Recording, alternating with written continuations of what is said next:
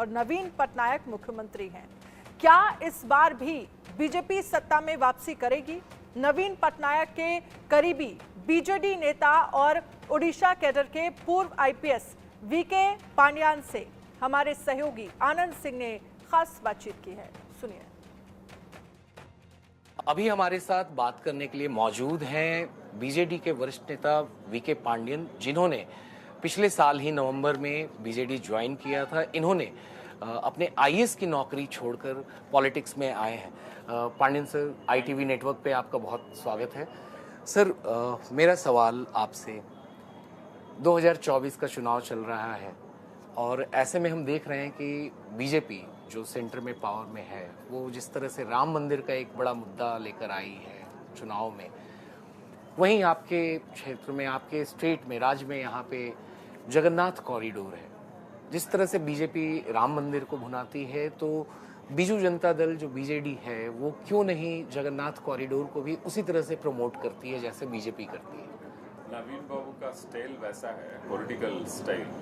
वो जाति, धर्म और रीजन के ऊपर पॉलिटिक्स नहीं करते हैं।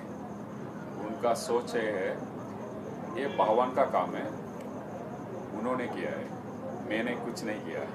इसलिए उनका आप देख लीजिए, वो इनाग्रेशन का पेपर एडवर्टाइजमेंट हो, फाउंडेशन स्टोन का पेपर एडवर्टाइजमेंट हो, इनविटेशन हो, कहीं भी आप नवीन बाबू का नाम नहीं देखेंगे कि फोटो नहीं देखेंगे। इवन वो जो भी फाउंडेशन दिया है उसमें भी नवीन बाबू का नाम कहीं भी नहीं है, इनाग्रेशन में भी नहीं है।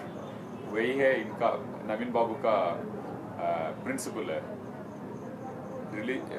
रिलीजन को पॉलिटिक्स में नहीं लेके आना है और भगवान जो भी चाहते हैं वही करते हैं। वो किसी का थ्रू में करते हैं, वो भी उनका डिसीजन है। हमारा कुछ क्रेडिट लेने का ज़रूरत भी नहीं। और तो क्या भगवान श्री कृष्ण ने बोला है that without his will not a leaf moves. एक पत्थर भी नहीं हलेगा भगवान का बिना इच्छा में। सो उन्हीं का काम है, उन्होंने किया।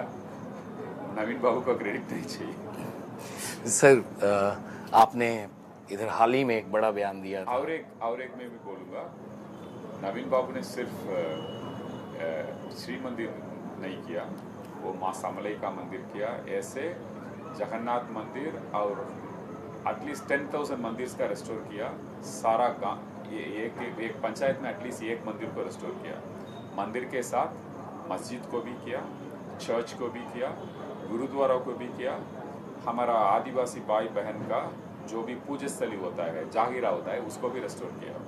नवीन बाबू का यही मानना है, किसका जो भी धर्म होता है, उनका जो भी फेथ होता है, वो फेथ को सम्मान देना है, रेस्पेक्ट देना है।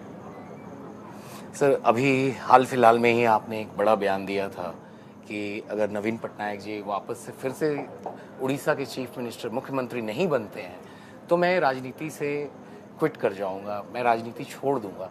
आखिर क्या कारण था?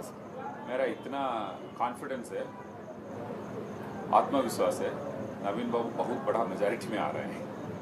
और ये अपोजिशन स्पेशली बीजेपी बोल रहे हैं उनका हवा चल रहा है, इसलिए उनको मैं चैलेंज कर रहा था। आपको हवा चल रहा है ना, फिर आप बोलिए, आप भी सरकार गठन करेंगे। सरकार नहीं गठन करेंगे तो हम राजनीति छोड़ेंगे। इसलिए मैंने चैलेंज किया उनको, क्योंकि मैं बहुत ह्यूमिलिटी के साथ बोलूँगा, फील्ड में क्या हो रहा है मुझे मालूम है, हमारा सिस्टम को मालूम है, और नवीन बाबू का लोकप्रियता कितना है वो भी मालूम है। सो इसलिए मैंने बोला। आपने एक वीडियो भी नवीन पटनायक जी के साथ शेयर की थी, जब प्रधानमंत्री ने कहा था कि उनकी सरकार नहीं आ रही है, तो आपने कहा था कि सपने देखते रहिए, ड्रीम ऑन, और आपने कहा था कि हम सरकार बनाएंगे। और नवीन बाबू का स्टेटमेंट ये था, बीजेपी का बहुत दिन से अभ्यास है, हैबिट है सपना देखने का, दिन में सपना देखने के लिए, वो सपना देखते रहेंगे। और अभी होम मिनिस्टर अमित शाह जी, गृह मंत्री भी आए थे, तो उन्होंने कहा है कि नवीन जी अब चीफ मिनिस्टर नहीं बनने वाले हैं, लोग यहाँ से उनको रिपीट नहीं करने वाली है, वो दोबारा मुख्यमंत्री चुनकर नहीं आएंगे और भाजपा का यहाँ पर उड़ीसा में एक नया मुख्यमंत्री बनेगा। इसलिए मैंने 2 चैलेंज दिया। यदि नवीन बाबू नहीं आएंगे फिर मैं राजनीति छोड़ूंगा। आप भी किसी को खड़ा करिए ना, आप तो किसी को प्रमोट कर रहे हैं, उनको बोलिए नहीं होगा तो आपको नहीं, अब उसके बाद राजनीति में आपको रहना नहीं चाहिए। नंबर 2 है, मैं तो विनम्रता के साथ बोल सकता हूँ, भारतीय जनता पार्टी उनका सीएम फेस को तो अनाउंस करना चाहिए। वो क्यों डरते हैं अनाउंस करने के लिए?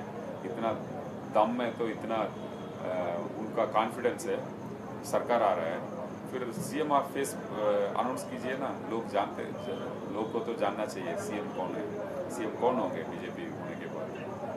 उनका इतना डर है, नहीं करेंगे। और इतना डर क्यों है? वो 50% सीट में उनका कैंडिडेट ही नहीं था और 50% सीट में कंपटीशन ही नहीं है।